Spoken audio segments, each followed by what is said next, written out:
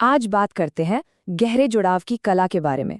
एक सवाल जो अक्सर जहन में आता है, क्या अंतरंगता यानी इंटिमेसी एक आध्यात्मिक अनुभव भी हो सकती है? और यही सवाल असल में ओशो की प्रेम और जागरूकता पर दी गई शिक्षाओं का सार है।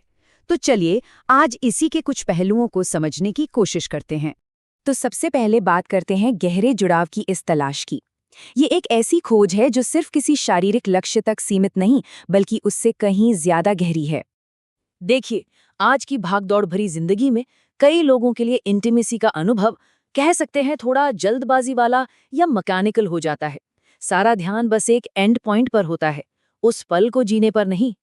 और जब ऐसा होता है ना, तो अंदर से एक तलाश शुरू होती है, किसी ज्यादा गहरी चीज की, एक सच्चे जुड़ाव की, एक सच्ची जागरूकता की। और इसी तलाश का जवाब एक बिल्कुल नए नजरिए में मिलता है।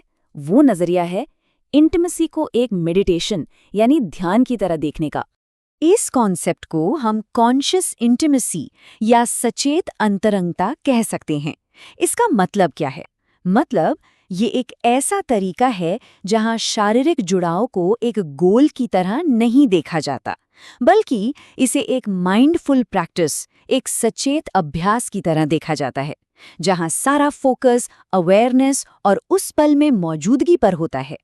इस पूरी फिलॉसफी का सार इस एक लाइन में छिपा है कि सच्ची इंटिमेसी ध्यान का ही एक रूप बन सकती है अगर उसे पूरे होश और प्यार के साथ जिया जाए। तो सवाल ये उठता है कि इसे किया कैसे जाए। यहीं पर बात आती है वर्तमान में होने की कला की। और इस प्रैक्टिस के 3 सबसे जरूरी पिलर्स हैं। पहला कदम धीमे होना, अपनी रफ्तार को कम करना। दूसरा, होश पूर्वक सांस लेना, अपनी हर सांस के प्रति जागरूक होना।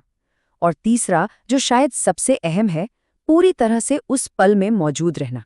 तो यहाँ पर 2 बिल्कुल अलग अप्रोच दिखती है।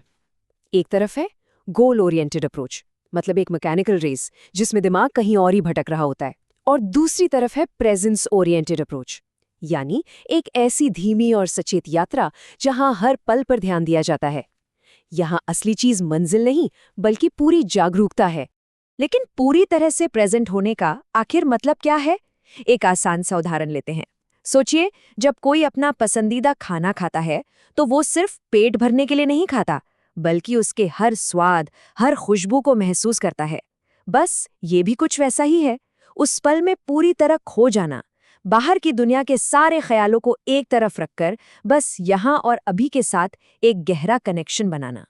और जब ये होता है, जब ये तीनों पिलर्स एक साथ आते हैं, तो ये पूरी प्रैक्टिस फिजिकल एक्सपीरियंस को पूरी तरह से बदल देती है।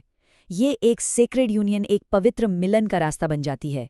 जब वो धीमापन, वो होश भरी सांसें और वो 100% मौजूदगी, जब ये सब इंटीमेसी में मिल जाते हैं, तो वो अनुभव सचमुच एक अलग ही लेवल पे चला जाता है।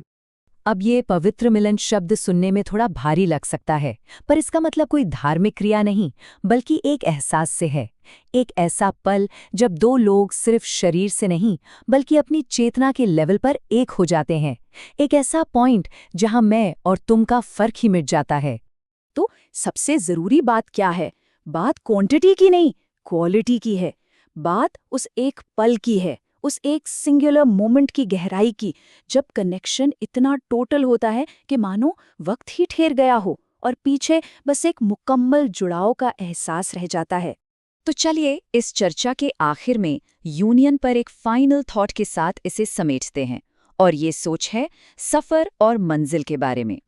ये पूरा नजरिया इंटिमेसी को एक फिनिश लाइन तक की रेस की तरह नहीं देखता, नहीं, बल्कि ये उसे एक साझा, एक शेयर्ड मेडिटेटिव जर्नी के तौर पर दोबारा से डिफाइन करता है। तो आखिर में ये पूरी बातचीत एक गहरे सवाल पर आकर रुकती है, जो सोचने पर मजबूर करता है कि इंटिमेसी का असली मकसद क्या है? क्या वो मंजिल है या फिर उस सफर की क्वालिटी जिसे साथ जिया गया?